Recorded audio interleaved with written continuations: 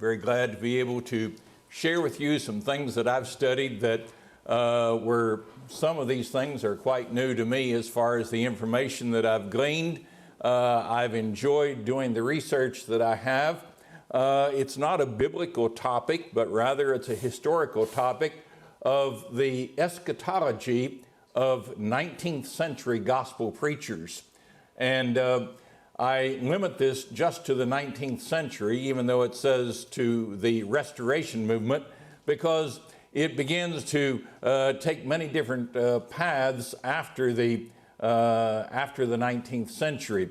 But we're going to talk about eschatology. For those of you that are not familiar with this term, it's simply what do people think about the end of time?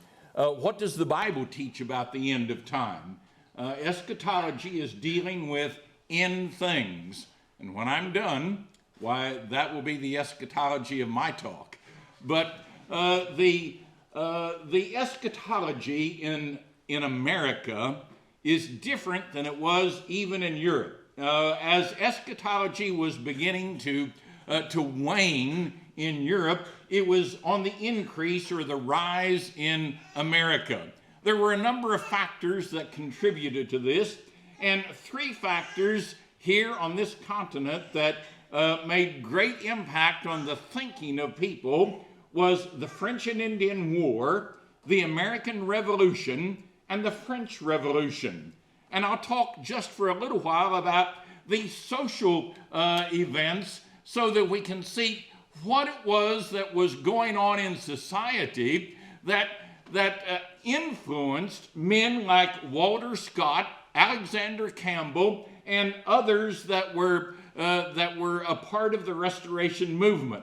Even though men like Campbell and Scott were calling for, a return to what does the Bible teach, we have to recognize these men did not live in a vacuum, and they were influenced by the society that they lived in and the talk that was going on.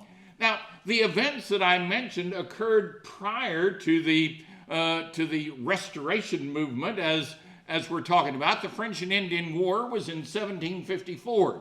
And yet, because of the influence of the Puritans in New England and their desire to get back to living a moral and righteous life and to living a life that was close to what the Word of God taught, there was lots of reflection on Jesus Christ coming again. And people were getting their lives prepared for that very event.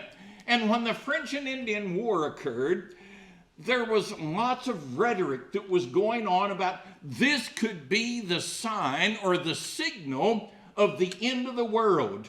People living in North America had already conjured in their mind, or they believed in their hearts, that America was the center of what Jesus Christ had in mind for the end of time, and that what was going on here was going to be of a far greater impact than any place else in the world. In fact, people that lived in North America believed that this was the millennial state and it was going to begin right here.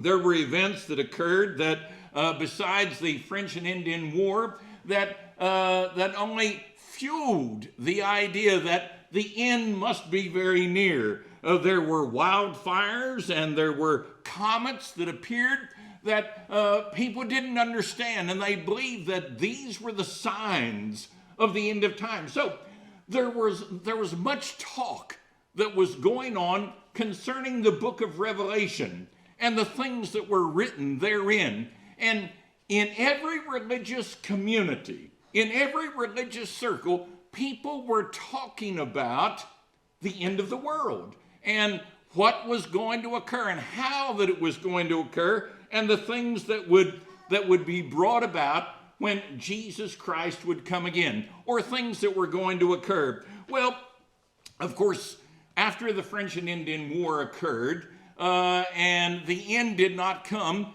following on that was the American Revolution.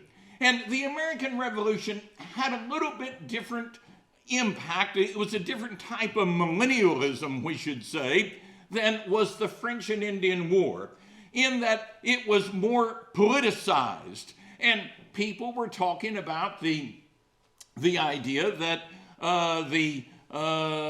if one would fight for America, fight for freedom here on this land, in this country, that he would usher in the millennium. But if the British were to prevail, then the Antichrist would win. They looked at the British government as being the symbol of the Antichrist.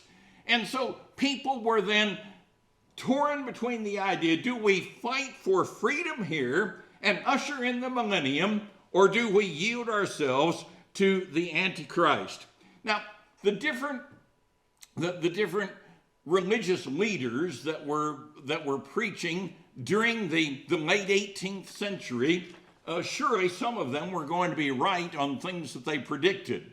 Just one example is that we find that Jonathan Edwards had posited that if the British were to win in the French and Indian War, then that would be a fulfillment of Bible prophecy. Aaron Burr, Sr., not the one that was the vice president, who was a preacher in New Jersey, said that if the French would win, that would be the fulfillment of what the scriptures were teaching. So obviously, one of these men was going to be correct and the other was going to be incorrect as far as society was concerned. Well, this fervor that was going on in North America was causing people to always ask the question, when will the end of time be? And there was much reading of the book of Revelation. There was much talk about Matthew chapter 24 and the things that are written therein. There was lots of discussion going on in religious circles about the end of time. And then we find that the French Revolution occurred. And when the French Revolution occurred, although it wasn't going on here in North America, it caught the attention of the people that were here, because it looked as if that Americans believed that the man of sin was the papacy, was the Pope, and they believed that the French resistance to Roman Catholic religion was a fulfillment of what was being written within the book of Revelation. And so they watched with great interest. Many sermons were being preached in regard to what was going on, and this surely was a fulfillment of Bible prophecy, and that the end was soon to come. Jesus Christ would soon appear. The man of sin was going to be dethroned, was going to be taken out of power, and Jesus would come, set up his kingdom, and rule here on the face of this earth. Well, all of that I've talked about sets for us the social atmosphere of when Alexander Campbell came to America. And we mentioned him coming to America. Of course, Thomas Campbell also made the trip here. Walter Scott came to America. These men came to America at a time when people were talking about the end of the world, talking about the end of time, the second coming of Jesus Christ.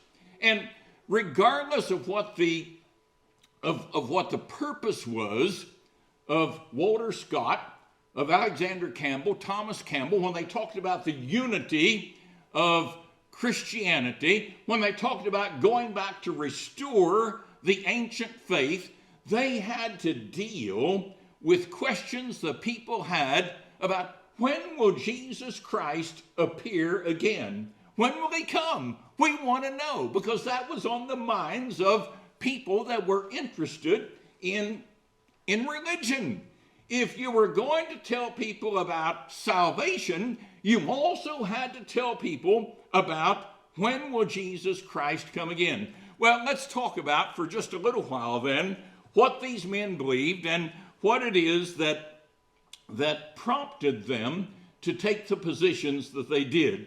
And I want to talk second, I should say. We've talked about the social atmosphere that was there. Let's talk about those that would have had influence on the thinking of men like Campbell and Scott, and both Campbells, as they were thinking about when will Jesus Christ come again.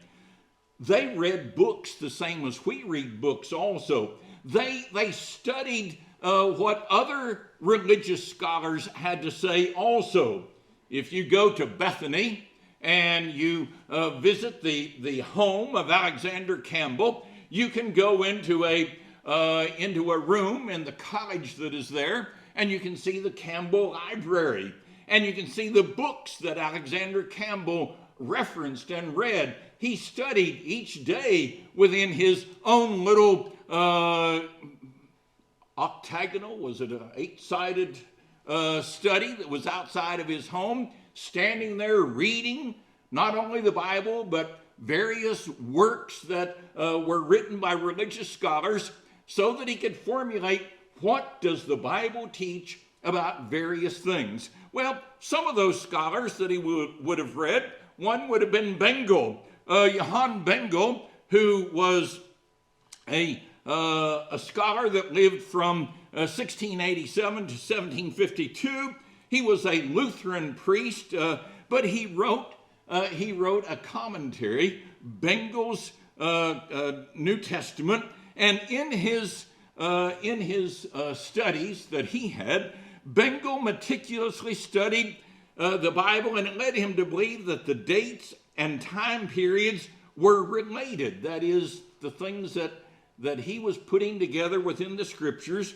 He says all the way through from Genesis to Revelation, bringing him to this conclusion in his commentary that June the 18th in 1836, that would be the start of the millennium, and it would include the fall of the Antichrist, which he believed was the Roman Catholic Church. It would bring about the conversion of the Jews and the reign of Jesus Christ for 1,000 years, as is promised in Revelation chapter 20. We find John Wesley in his outlines on the book of Revelation. He said that the first millennium was going to be something that would occur in AD 1836. Wesley may have been a student of Bengel, not exactly sure about that, but he believed that this would be the fulfilling of the Word of God, of the mystery of God, and that the repentance of the Jewish survivors would occur, and the end of the little time that is mentioned in Revelation chapter 12 and verse 12, and of the 3 times and a half mentioned in verse 14 of that chapter.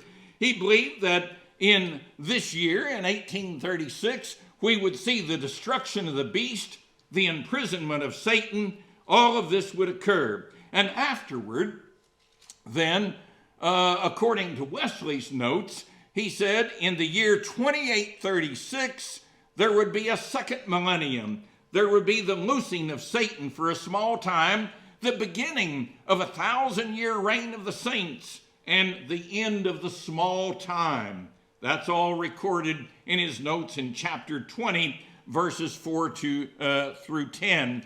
And Wesley then postulated that the end of the world, which would include the second coming of Jesus Christ, would occur in 3836.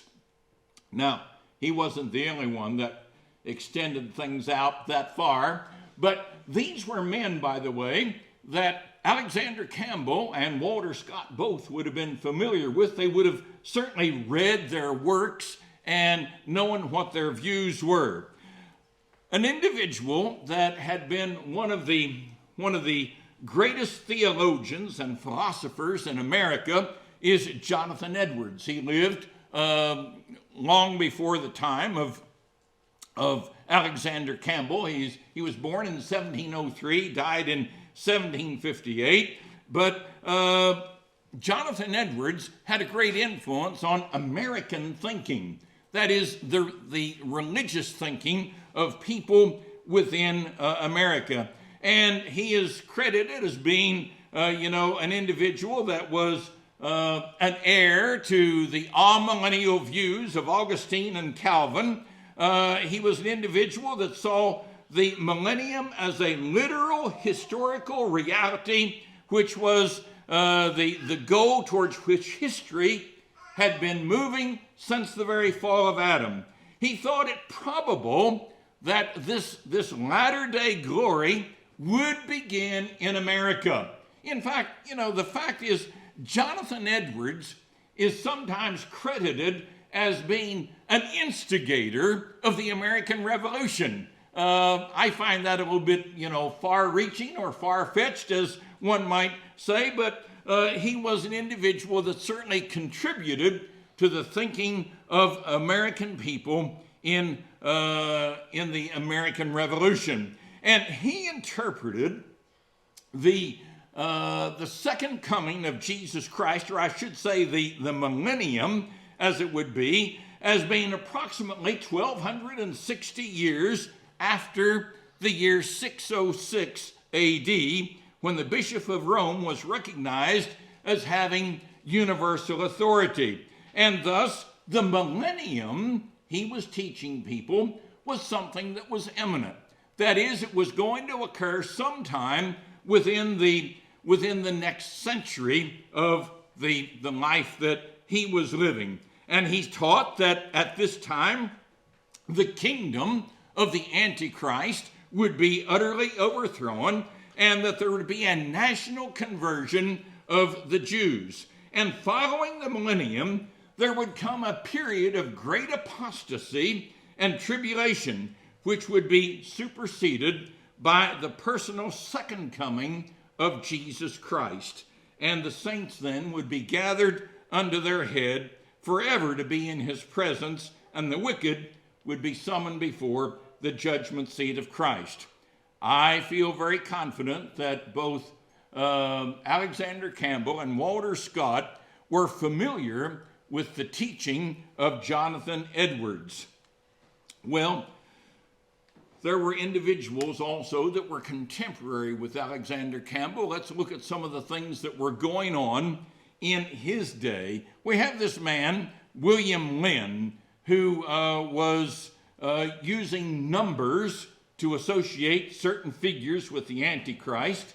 And in his pamphlet, Discourses on the Signs of the Times, William Lynn attempted to show that the Catholic Church was the Antichrist. He used the Greek word Latinos and the Hebrew word Romith, claiming that they referred to the Catholic Church. And by applying the value of these, the letter and the numerical value, he discovered that both of these words measured up or added up to the number of the beast, 666. Also, there was another contemporary of Alexander Campbell who was William Miller. And William Miller was an American Baptist preacher who's credited with beginning a movement called Millerism. He's actually the forefather of what is today the modern Seventh-day Adventist Church. But using his calculations, and this was during the very time that Campbell was writing his Christian Baptist paper and then turning to the Millennial Harbinger, we find that William Miller assumed that there was 2,300 days and the sanctuary would be cleansed, and he said that this cleansing of the sanctuary represented earth's purification by fire at Christ's second coming. And he believed that it would occur March 21st, 1843. And then he changed the date to March 21st, 1844.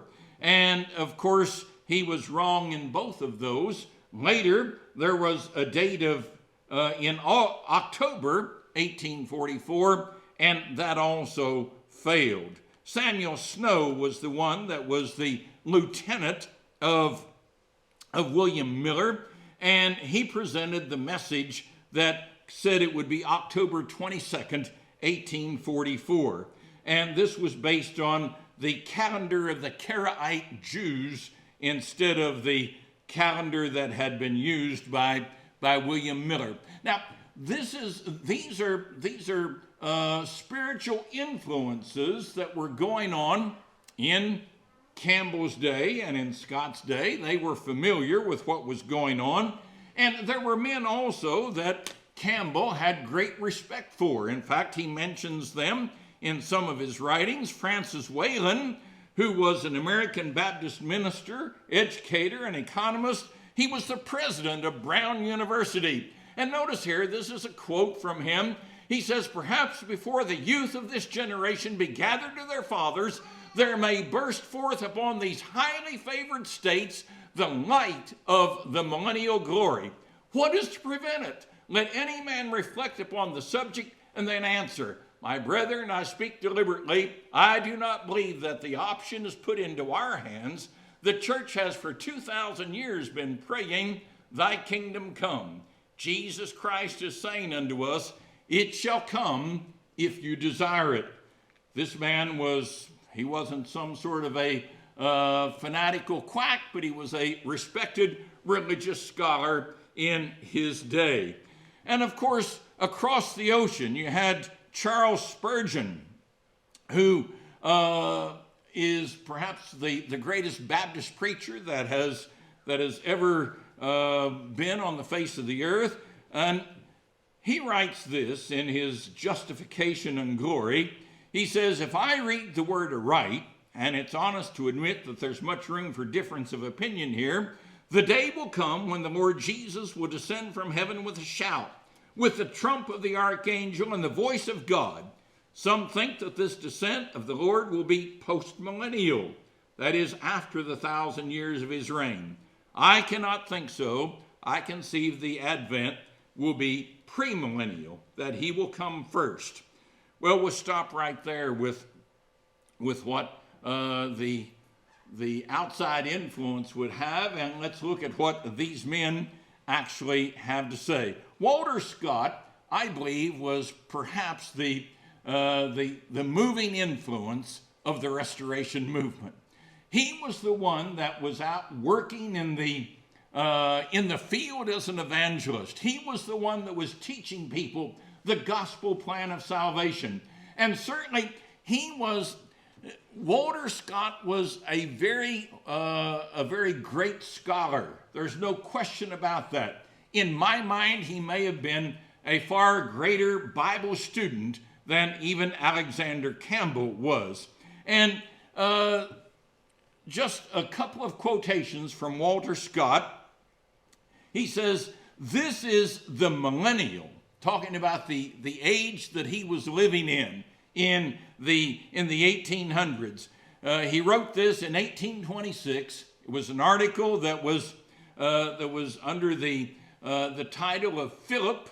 And if you're reading in the Christian Baptist, when you see an article that the author is Philip, that's really Walter Scott. He says, "This is the millennial or the evangelical age of the world, during which the human race will enjoy great happiness, and the third order of relations which have been revealed as subsisting between men and their Creator and Redeemer. They shall be fully investigated, developed, and enjoyed." Another thought that can be put before us, Walter Scott had been sent into the northern part of Ohio, which was the Western Reserve, as it was referred to in that day and time, to work as an evangelist. And when he went there, he went under the direction of the Mahoning Association. This was the association that Alexander Campbell and his father Thomas Campbell had joined before they broke away from the Baptist church. And from 1825 to 1827, the minutes of the Mahoning Association showed that on the average, the average congregation of the Baptist churches, they were converting one person a year, or perhaps one family if it was a husband and wife that were coming in. They averaged, though, just one baptism per year. After Walter Scott had been in the field for 1 year, this was in 1828, there were over 1,000 baptisms that were reported for these congregations. Several new congregations were started, organized, and there were many outstanding people. Now, when I say outstanding people, I'm talking about people that were well known in society, men that were political leaders, men that were wealthy, men that were they were movers within the American society, and Walter Scott was converting these people, and they were being added to the movement. Is it any wonder then that men like Scott and Campbell began talking in terms of a coming millennium? Because they were seeing growth that was astronomical to them. To go from one baptism in a congregation, and you had a circuit of maybe 10 or 12 churches that Scott was serving. You had 10 or 12 people being baptized per year, and Scott goes in 1 year, he baptizes more than 1,000 people. That would cause folks to think something good is happening right here. Well, Alexander Campbell said this. He says, "I know it is said that all these things will be brought right when millennium shall come. I reply that it will be by the correction of these errors that the millennial day will be ushered in." He wrote this in the Christian Baptist in volume 3, number 1. Campbell's view was this. That is, the religious people that he had any type of association with, which were Presbyterians and Baptists, they were saying to him that when Jesus Christ comes again, then denominational divisions will be ended, and then everybody will come together into one body. Then there will be unity, and the second coming of Christ will bring peace and harmony among God's people. Campbell, in this quotation, is saying, no, you have it backwards. He says, we need to first have unity, and we need to agree on what the Bible teaches. And if we do that, he says, then Jesus will come again because we've succeeded at what he wants.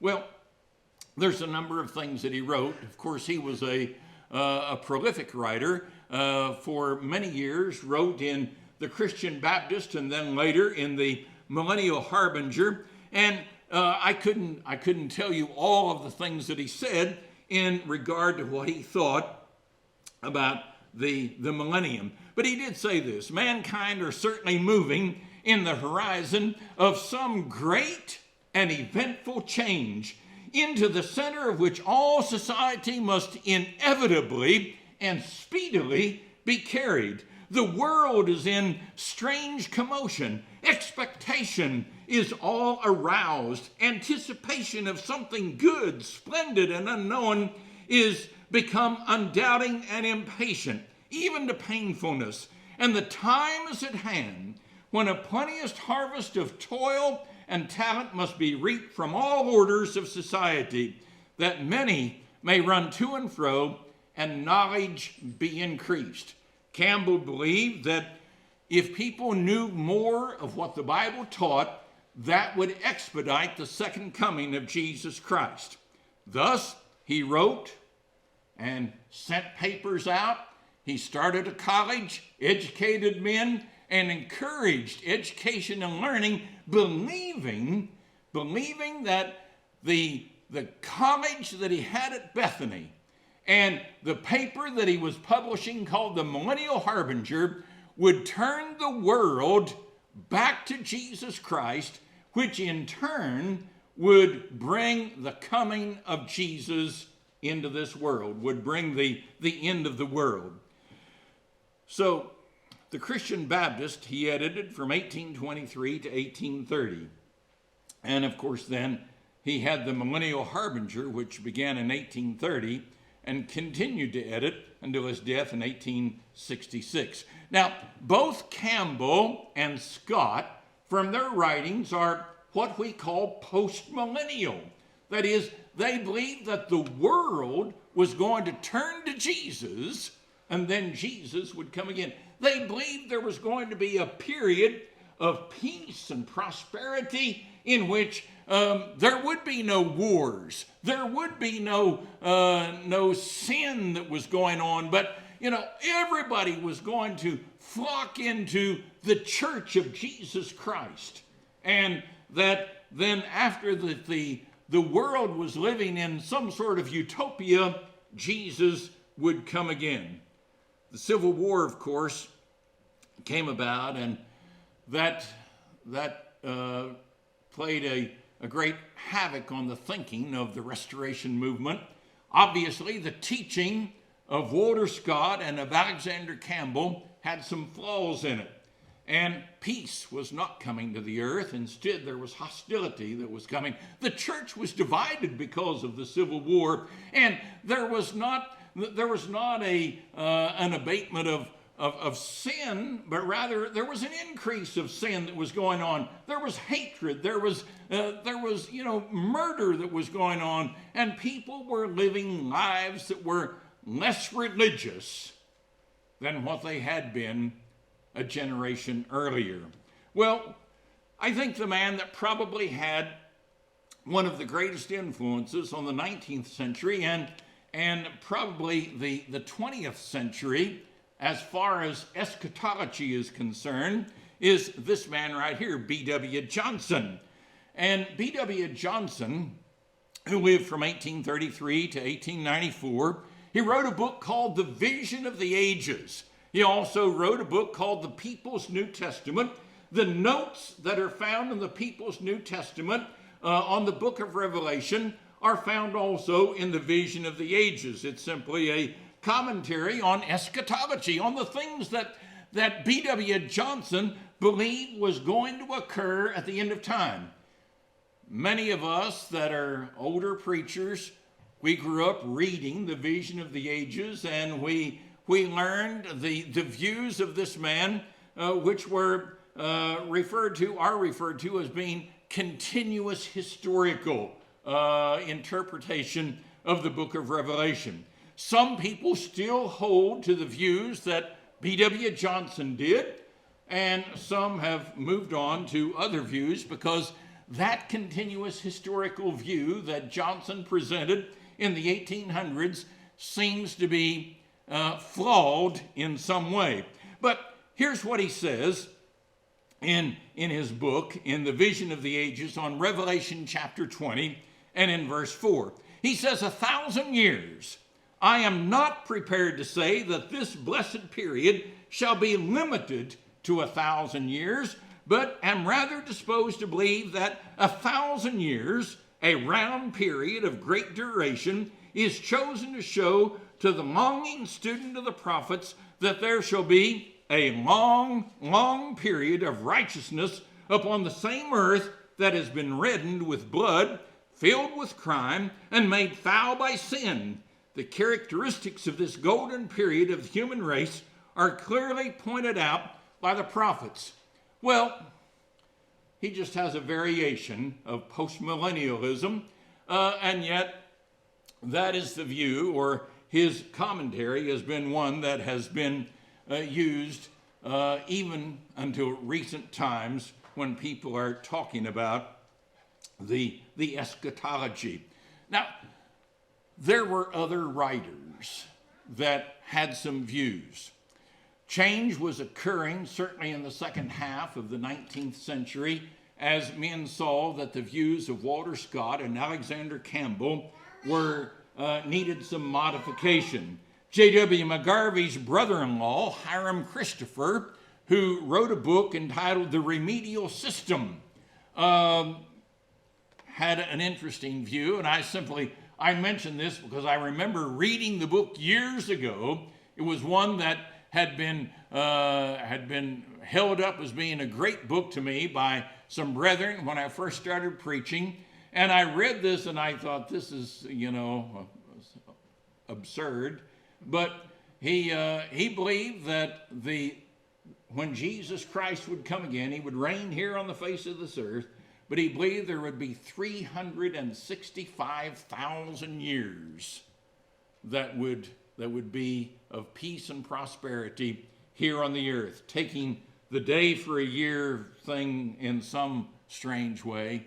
These men had ways of doing that. And I read that and I thought, well, I'm going to throw that out. Another book that I read, an individual that was not well known, but he was part of the Restoration movement. His name was Carr, K-E-R-R, if I'm saying his name properly. And he wrote a book in regard to eschatology and said that Jesus Christ was going to come again. I believe it was 2003. He lived in the 19th century. I read the book. I own the book. And I read the book in the 1980s, and I put it back on a shelf, and I thought, I need to sell this book before the year 2003. It's worth more then than it will be afterward, but I failed to do so. So it's a part of my collection of books that were false prophecy. Those are the views of the Restoration preachers, the Restoration movement in the 19th century. I'll open this up to anyone that has questions.